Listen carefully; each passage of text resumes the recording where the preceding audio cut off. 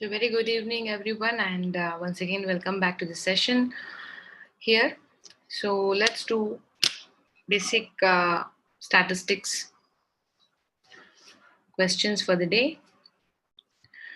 So to begin with, let us start with probability.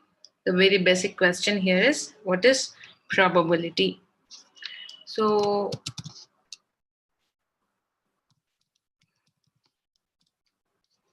yeah. So when we talk about probability, we have studied that it is nothing but it is given by number of interested events by total number of events, right? By total number of events, that is probability. When you talk about probability, you are classifying it into, you may have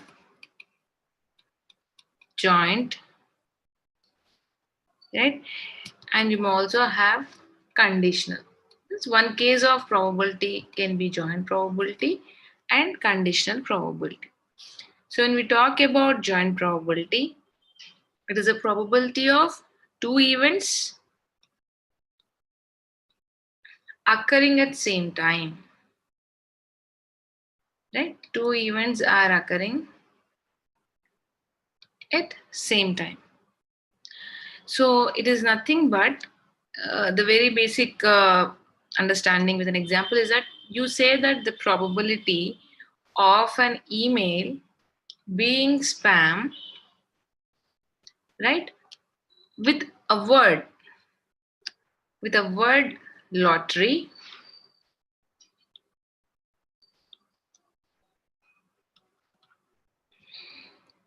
right, in it. Here there's a chance that events are email being spam and the email is having word lottery. The email is a spam and it is also having the word lottery. Both are happening, right? So what is this conditional probability? When we talk about conditional probability, it is the occurrence if event A output is important or it is required to get event B's output. So this output is relying on the first event output. Means if I say like this, we write like this, event A has already occurred, right? We are calculating probability of event B, taking the condition that the event A has already occurred. That is your conditional probability. So when we talk about probability, we have to even understand what is the distribution with respect to probability. What is a distribution?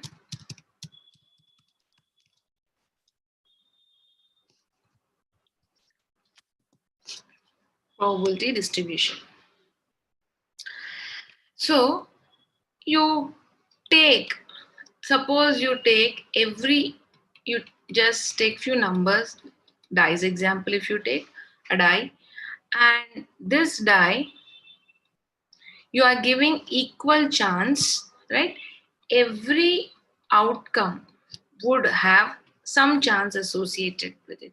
There's a chance associated with 1 coming as output, chance associated with 2 coming as output, chance associated as 3 coming as output, right? So every outcome is given some chance. So probability distribution, it is a function. It provides the probabilities of occurrences of different possible outcomes, right? And this is my experiment. In one experiment, what all things are happening, right?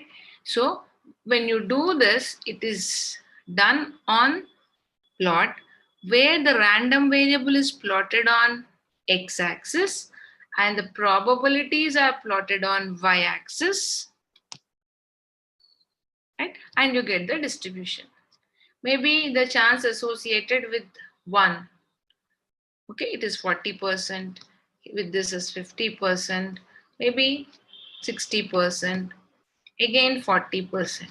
So you write all the events here on x-axis and you just write the probabilities: 10, 20%, 30%, 40%, 50%, so on and so forth. Like this, you do the plot. Chance associated with each and every outcome here.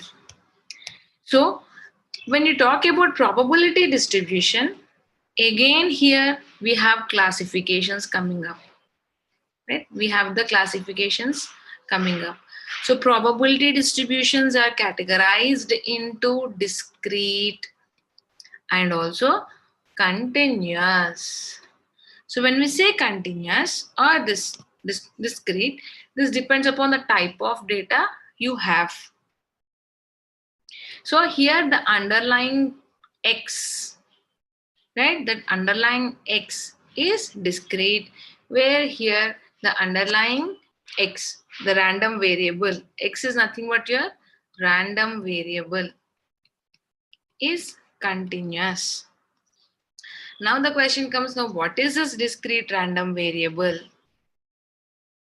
So when you say discrete random variable, it is a variable that has countable values, right? Countable values means it is generally non-negative integers, you can say. Non-negative integers. So examples of this discrete random variable are nothing but you can have number of heads, right? You can say number of heads appearing or coming up when you flip 3 coins, when you flip a coin, right? So number of green marbles in a jar, right? These are the examples of discrete random variable. Now what is this continuous random variable? This is set of possible values that is infinite, and it is uncountable, right? Uncountable. So you may have height, you may have weight, right? Distance, right? Distance between the planets, distance between we can take planets. These are the examples of continuous random variable. So when we say data, right, we are saying random variable x, but what is this data type? What is data type? If someone asks you what is this data type, how would you answer that? Generally in programming we say that it is you just say that particular, it's a classification actually, right? That classification, it's a classification, it specifies which type of value a variable has. Variable is what you are creating, and what type of mathematical, relational, logical operations can be applied on that particular variable so that there is no question of error. Because without any error concept, you should be able to apply any of these operations. Then that is nothing but the type of data we can say. So what are the classifications of data types in statistics? What classifications we have?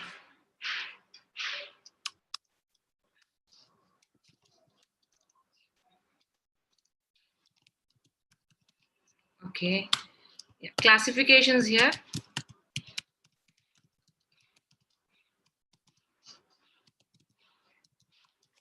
In stats. Classification of data types in stats. Generally, we have two broad classifications first of all, right?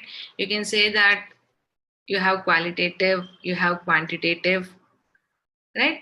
So if I say quality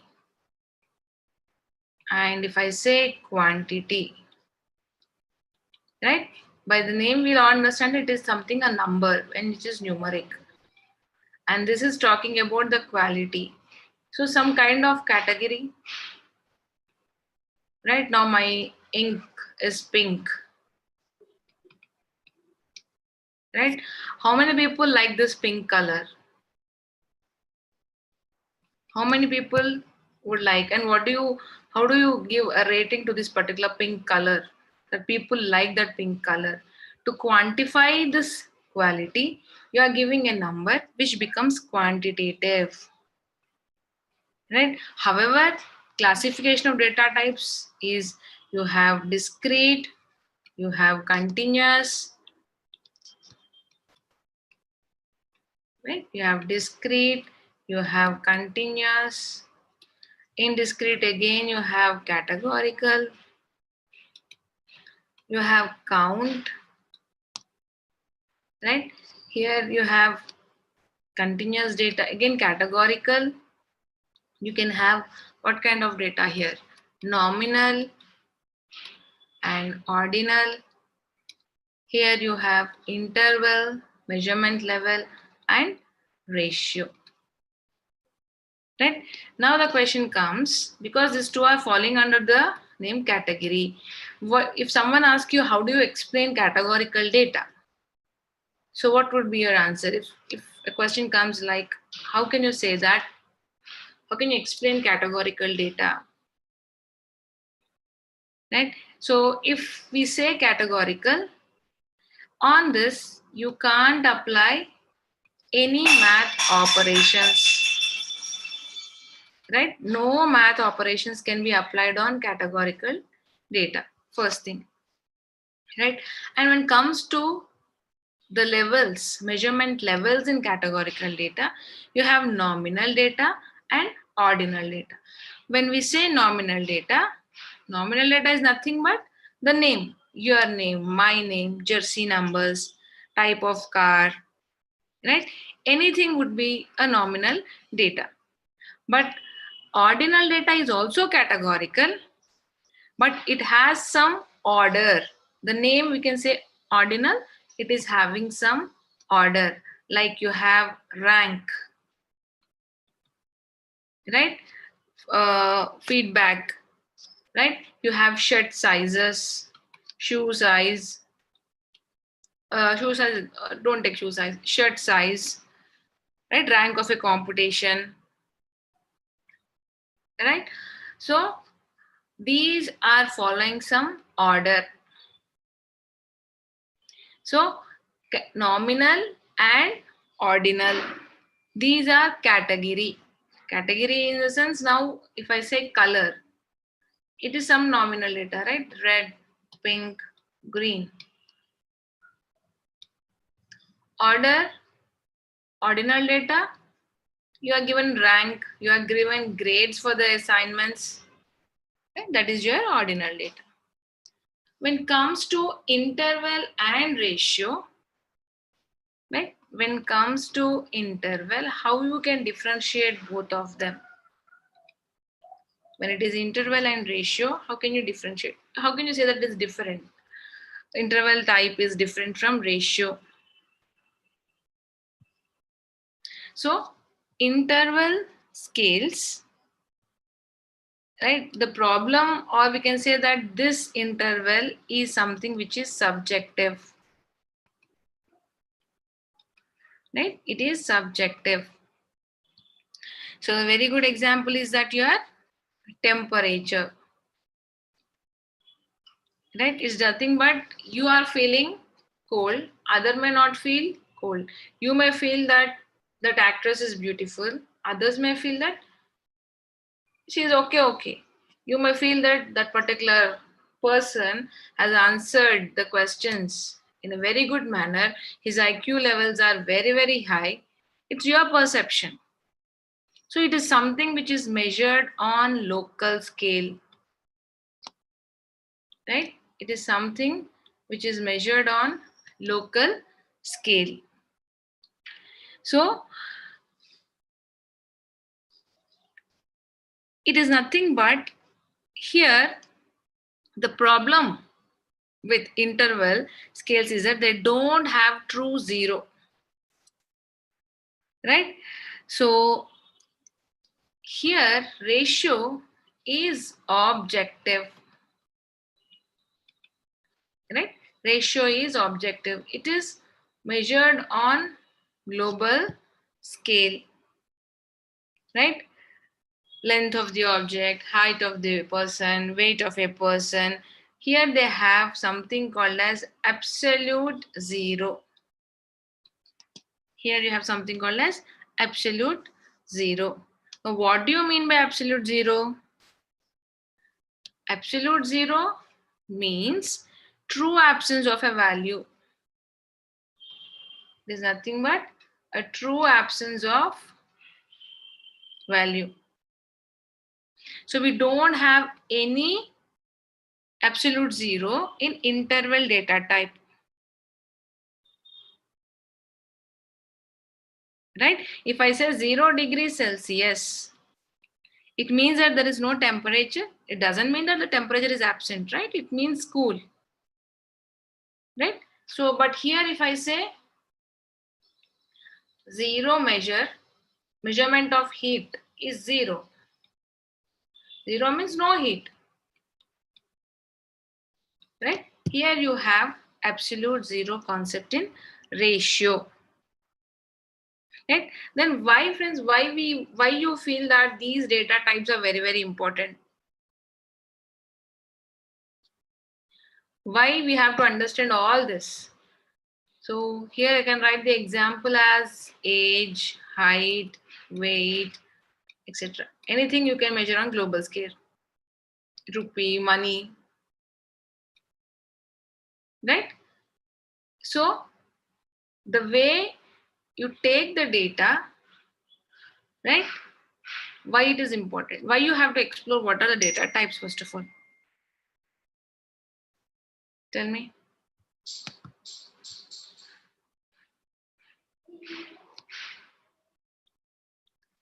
See, any statistical method, right? Why are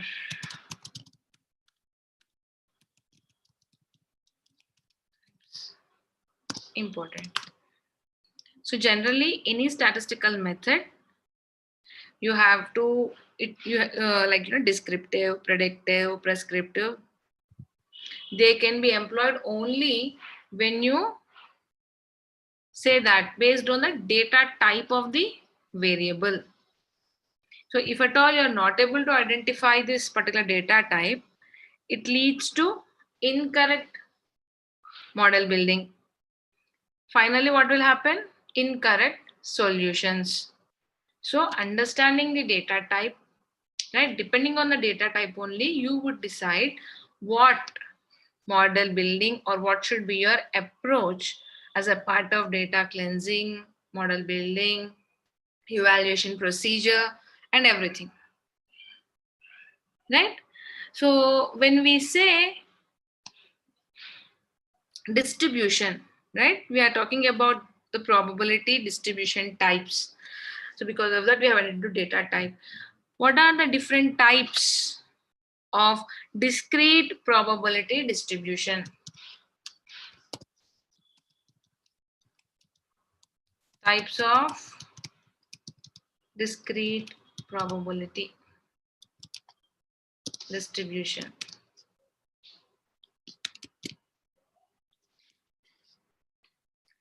So you can have binomial, Poisson, negative binomial, right? These are the examples of discrete probability distribution. So if we say binomial distribution, right? So binomial distribution can be simply understood as the probability of success of a failure outcome in an experiment, and that experiment is conducted multiple times, right? That is conducted multiple times.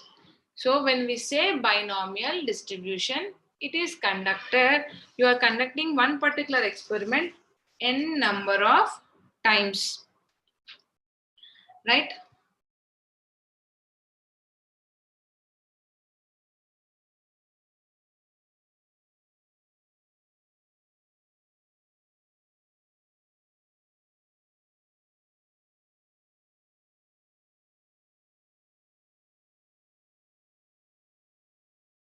So when you say that you don't know, like when you just toss a coin, you don't know whether it is head or tail, right? When you write the exam, you don't know whether you will pass the exam or fail the exam. Both possibilities are there. By stands for two, right?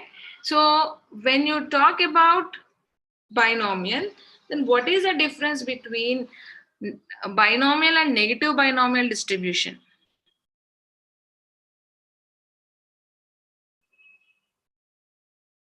What is the difference between, I have explained now binomial. Now what is this negative binomial distribution?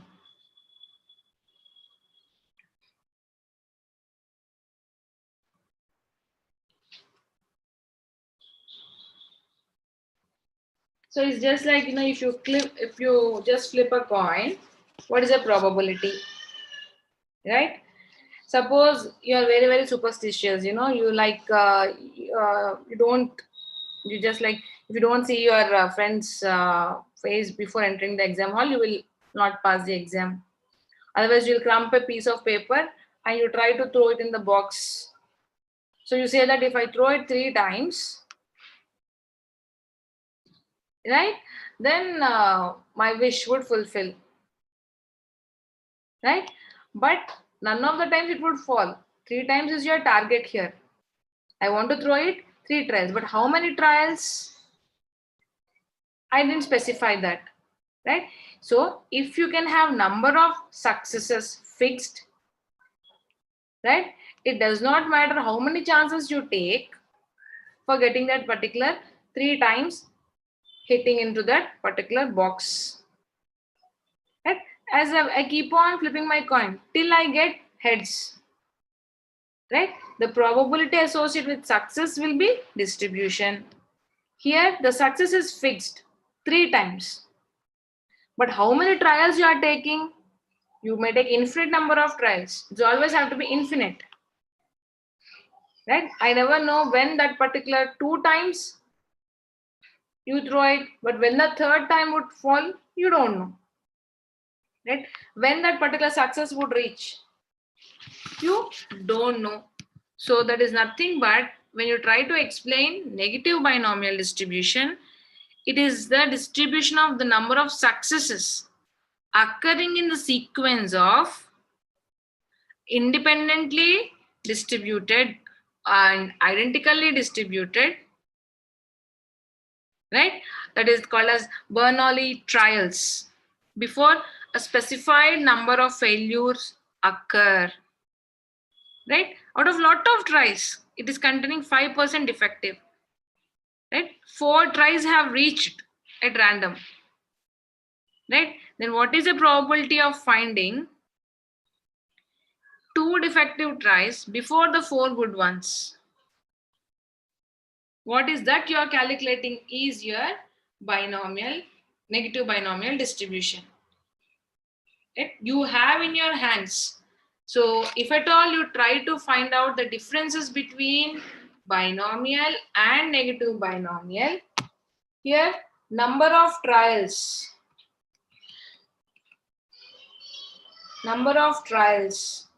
you can say n, right? Here x is fixed. X is fixed means success is fixed. You don't know how many trials. This is a question mark here. Here, success is question mark. You don't know when you will get that required number of heads. Right? Here, if at all you have your target fixed. Right? Now, if I say my target is 3. So, my range would become 3 to infinity. Right? So, that is the difference. The trials is fixed here. This is fixed.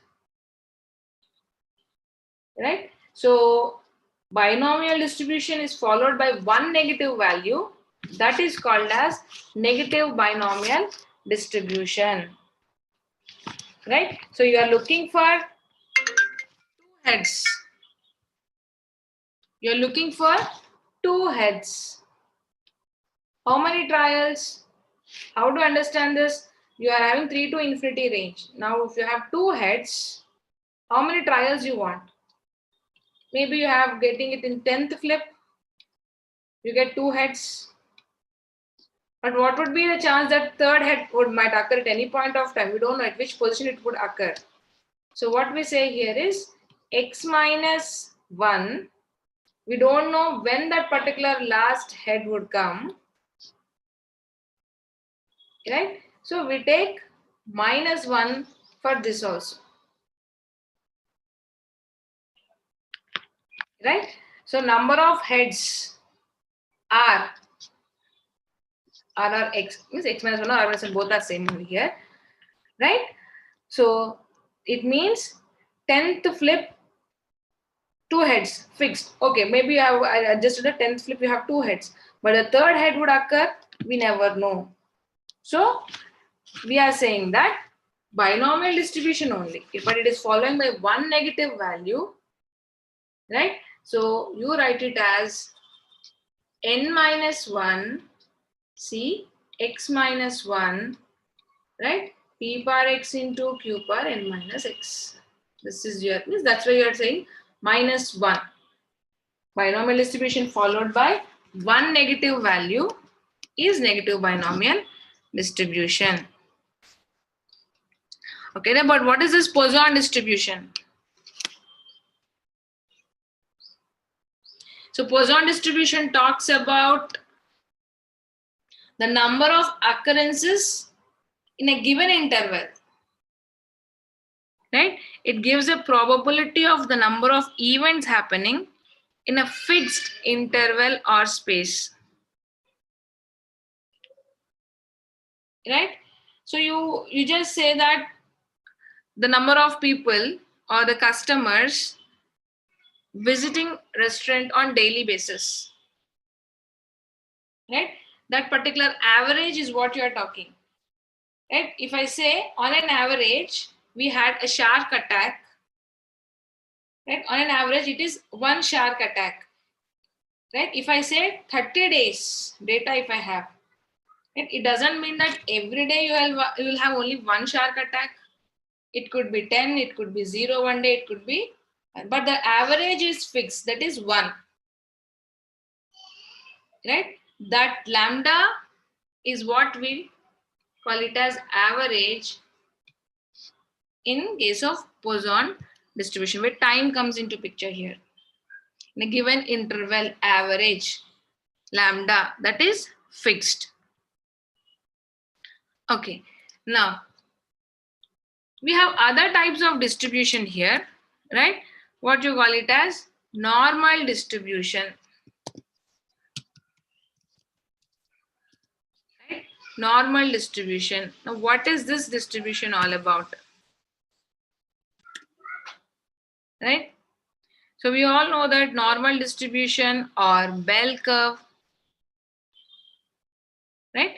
That would help you to understand how, or it describes how the values of one particular variable are distributed across or distributed by its mean and standard deviation. Right? So you calculate this when you have continuous data. Same salaries of people, heights, weights. These are the examples of normal distribution. It's a bell-shaped curve, right? But what do you mean by uniform distribution?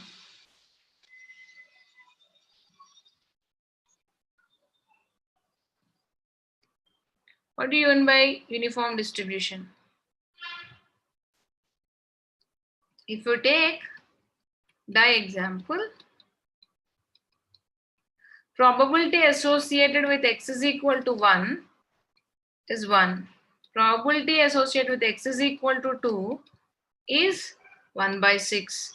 X is equal to 3 is 1 by 6. Right? 4 is 1 by 6. X is equal to 5 is also 1 by 6. X is equal to 6 is also 1 by 6. If I do a plot here, this is my probability, this is my event. So this is 1 by 6. For every outcome, it is 1. So I get a plot like this. So this distribution is uniform. This is having constant probability. The distribution which has constant probability, right? So you will have this distribution with constant probability, means for all the outcomes you have equal chance, right? For all the probabilities you have equal chance, right? Fine. Now, so what is this T distribution then? What is T distribution?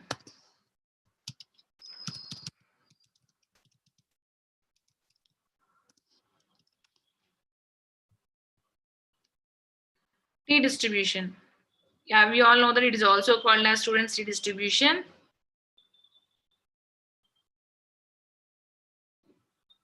When you will go for a T distribution,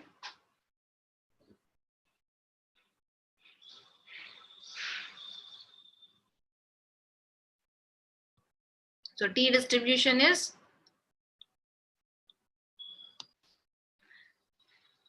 it's a probability distribution. It is used to estimate population parameters when the sample size is small. Your n is very, very small. Right? You are trying to estimate the population parameters. Or when n is small, trying to find out population parameters, provided the population variance is unknown. Right? Population variance is not known. That time, this is called as, this is used, this distribution is used at that point of time. Then now, what is this F distribution then? When you will go for F distribution,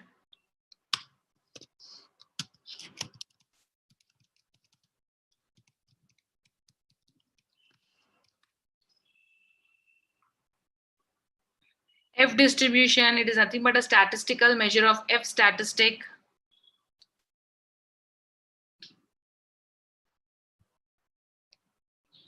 F test. It will be a skewed distribution, right? Generally, you use it for what is called as ANOVA testing.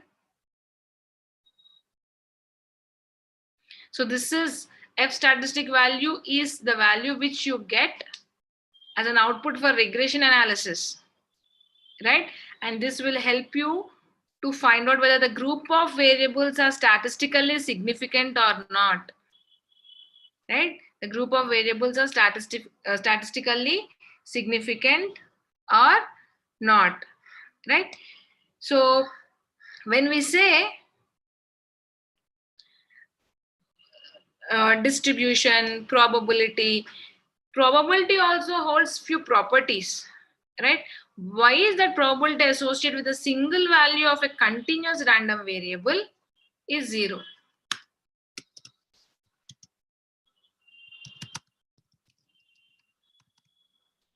Probability associated with single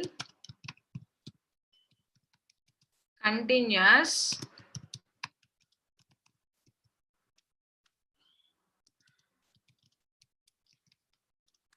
is 0. Why it is considered?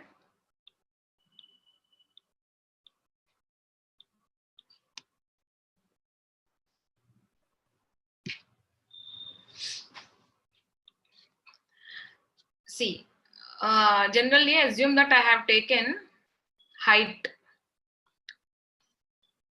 Okay, not this way. This is a probability.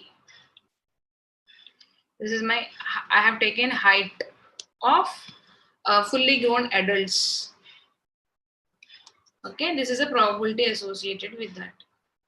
Generally, people are 5 feet, 6 feet. Very rare case, 1, 2, but 4 also you have few. So probability associated with this is very, very less. This is okay. This becomes little bit huge. 5 feet, 6 feet, many of them. Don't know. Across the globe, if you take. This is how you have. If you take this single block, right, friends? I want to find probability of all the fully grown adults who are of 5 feet height. Who are of 5 feet height. So my desired event is 5, one number. But if you take this block and if you try to expand it, right, like this, keep on expanding it, how many possibilities may fall in this particular box? People can be 5.1, 5.1.4, 5.1.41, 5.2, 2.1, like that. Infinity number of possibilities may come here in this single rectangular box, bin, I can say instead of box, right? So many numbers can fall in this particular bin. So my desired event is 5. But how many possible outcomes? Total outcomes are infinity. Right? So the continuous random variable, it is taking infinite number of possible values in the denominator. As the number of values assumed by this random variable is infinity, the probability of a single value is equal to 0. Right? Now, so when you talk about probabilities, kind of distributions with respect to probability, right? Now you have different sampling techniques, right? Can you list out the different sampling techniques?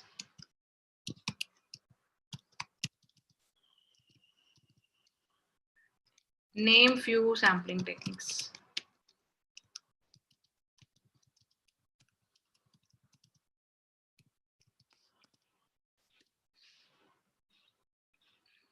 Yeah, name a few sampling techniques here.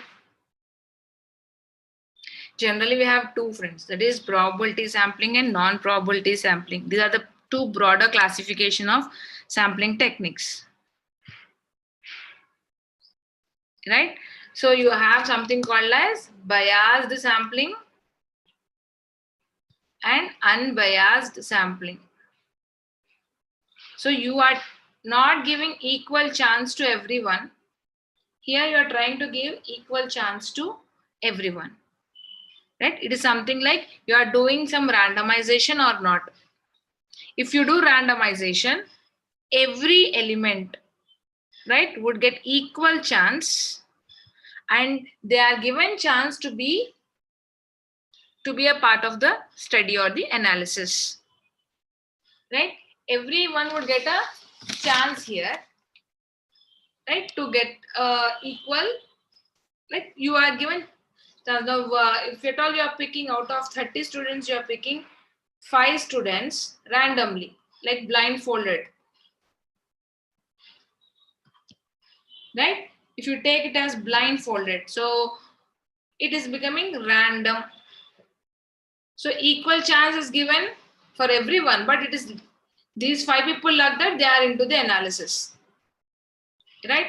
So that is nothing but we call it as simple random sampling, right? And you are picking few people of your own choice, then it becomes bias and the results are also not up to the mark, because the name itself is saying bias. So you are choosing people of your own choice, right? So they will not get appropriate results, right? Now when we say probability sampling, what are the types here? Probability sampling uses randomization, right, to get equal chance to be a part of the selected sample. So you also call it as random sampling, or that is a type we are talking as simple random sampling. But you have many types: cluster sampling, systematic sampling, stratified sampling. Right? All these are types of your probability sampling. So just now we have seen what is simple random sampling.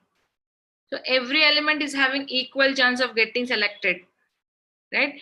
20 students of class 50, right? Each student has equal chance of getting selected. The probability becomes 1 by 50. Then you have stratified sampling, right? First is simple random sampling. Then you have stratified. So what is a stratified sampling here? What does it do? It is nothing but it divides the elements into small groups, subgroups. Those subgroups are called as strata based on the similarity, right? In such a way that the elements within the group, so you prepare groups, no? The elements inside the group, they are homogeneous. And this become heterogeneous to the other groups, right? So after that, then the elements are randomly selected from each of these group.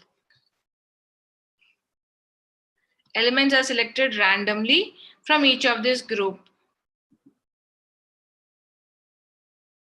So we should have information about how many groups. Suppose you have 3 different groups in your output variable, or 3 groups are there in your data. You divide them all, right? So we have a very famous flower, right? Iris. So in the iris you have 3 species. You have setosa, versicolor, and virginica, right? Equal. You have divided them into 3 equal groups. Then you pick equal number of setosa, equal number of versicolor, equal number of virginica, right? So what happens that time? You can give equal training on all the 3 different groups. That is called as stratified sampling, and this is called as 1 strata, strata 2, strata 3, right? Now what is this cluster sampling? What is this cluster sampling? So entire data, whatever you have, is divided into clusters,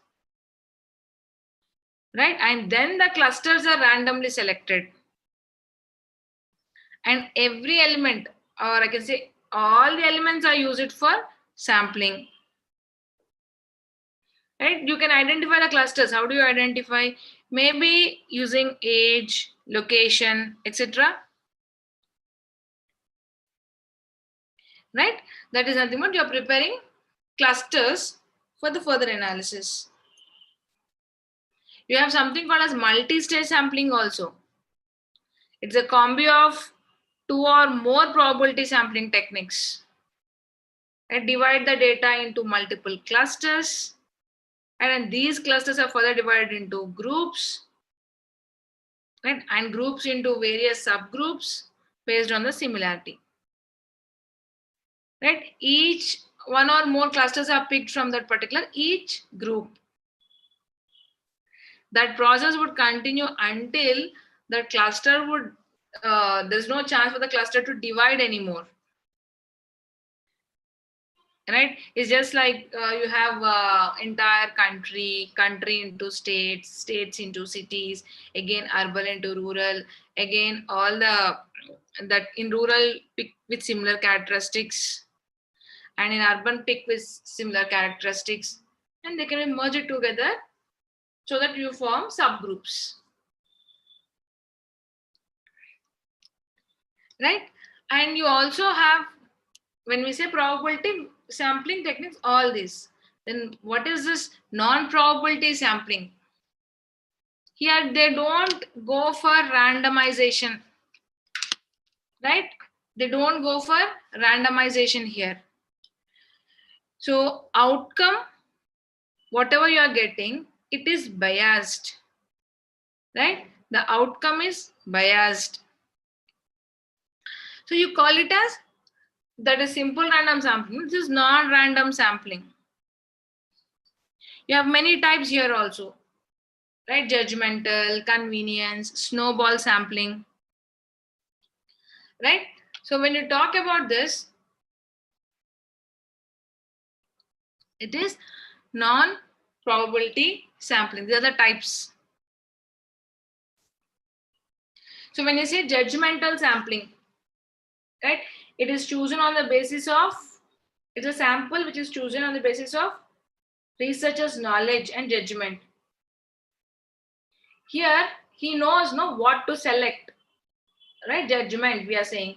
So results would be very, very accurate, and whatever results you are getting on sample would be like, you have very minimum margin of error.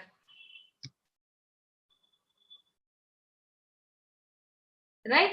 So what you can do is, once you have this, definitely he has good, the judgmental sampling, the people who are done research, the researcher's knowledge is already taken into consideration.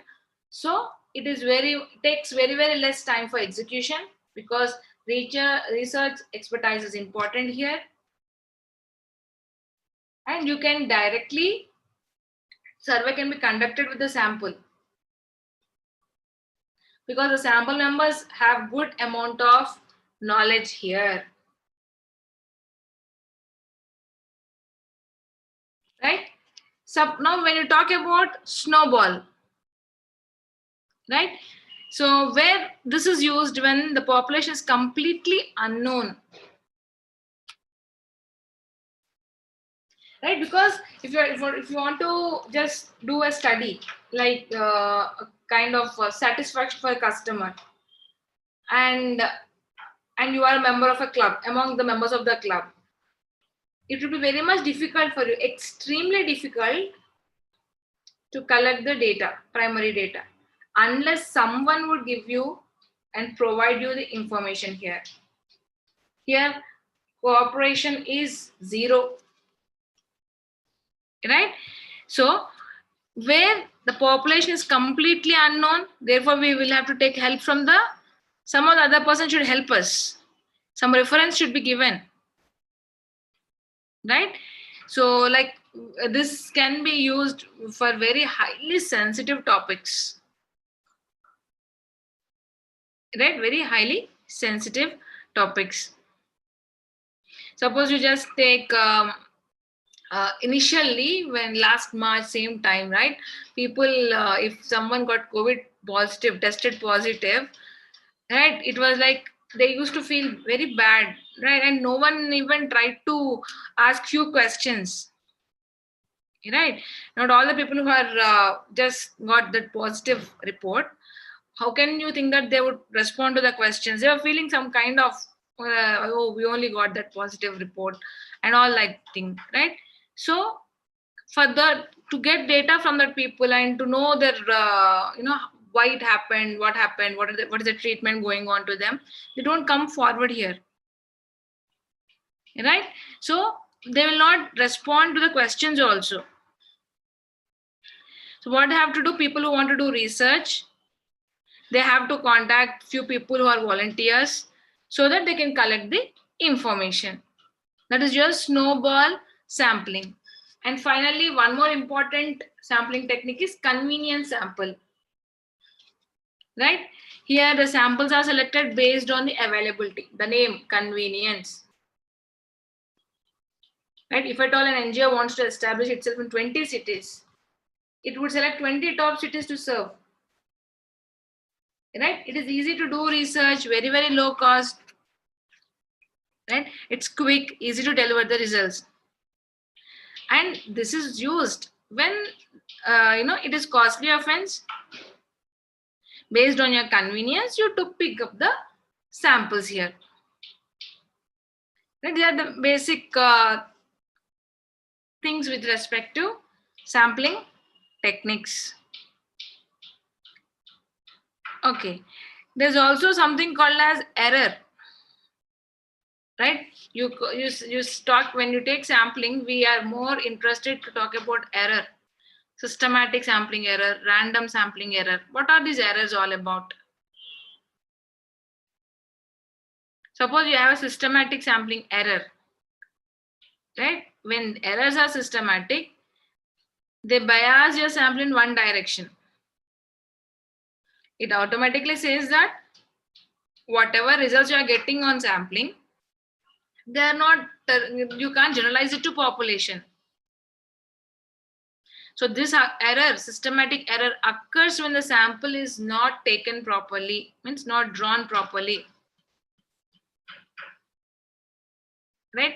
Maybe one mistakes happen, right? The sample names or the information of the few people, it is not up to the mark, and you are dropping few of the people because something is not relevant or some information is missing. And people who remain after the information is lost definitely will lead to biased results. Right? That is your systematic sampling error. Then what is this random sampling error?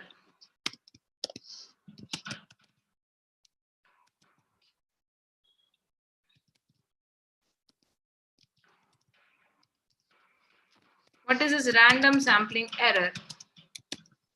Is there a chance? Error are our friends, right? Definitely, they will always be there. Yeah. Random sampling error.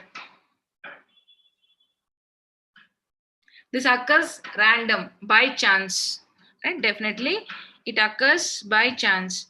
So this random sampling error is a contrast to your systematic sampling error. Right? This occurs like whatever is happening, or we can say that whatever the samples you have drawn from huge population will rarely provide few estimates, right, which are of our interest. And whatever you are getting those estimates from different samples, they definitely vary from one sample to other sample. Right? What is just like, whenever you are trying to, you have X, you have a very big, huge population N, you are picking samples X1, X2, X3, X4, X5. Different samples are there, right? So you get results here, you get results here, you get results here, you get results here. Which results you take and generalize it to population, right? Whatever you are getting here, estimates, whatever you are working, right? Sample statistics or whatever you are working here, you get some estimates. How can you say that you want to generalize it to population? Right? How do you calculate that particular error? If you are flipping 100 unbiased coins, if you obtain 55 heads on one trial, 49 on other, 52 on third, right? There is There's no hard and fast rule, right? Sometimes your sample may work good, other sample may come first, but which sample is important, right? You should have some strategy to pick which sample is to be taken into consideration, right? So when we can we differentiate this sampling variation and sample variance? Sample variance and sampling variation.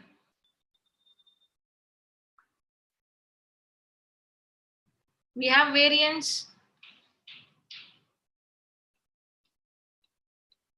right? That is nothing but sample variance. You know what is variance? Variation of or the average spread of your data from mean, right? So variance is calculated within single sample, right? Whereas sample variation refers to the variation of statistical measure between multiple samples. Just now I told you, no? X1, X2, X3. So what you do, which sample you have to pick, you don't know. You take average of averages. X1 plus X2 plus X3 plus X4 by N, right? By total. You take the average of averages, that becomes your population average. So whatever variation, the difference between this and this is one average, this is other average. What is the variation? What is the variation? What is the variation? What is the variation? That means that is nothing but sampling variation. That is, we are talking about the average. That is nothing but your mean only. Between multiple samples is sampling variation. Within a single sample is variance, right? So that is nothing but you have standard deviation and standard error, right? You have standard deviation and standard error with respect to variance. If you have variance, definitely we can get the deviation also, right? So now you people know what is probability, probability distribution, types of probability distribution, why it is what is the importance of understanding data type, what are the classifications of data types, why we need to consider data types to be important, right? Types of discrete probability distribution, what is normal distribution, right? And few sampling techniques and two different errors pertaining to sample collected, right? So we'll stop here, friends. So we'll connect Monday, same time. Thank you all for joining.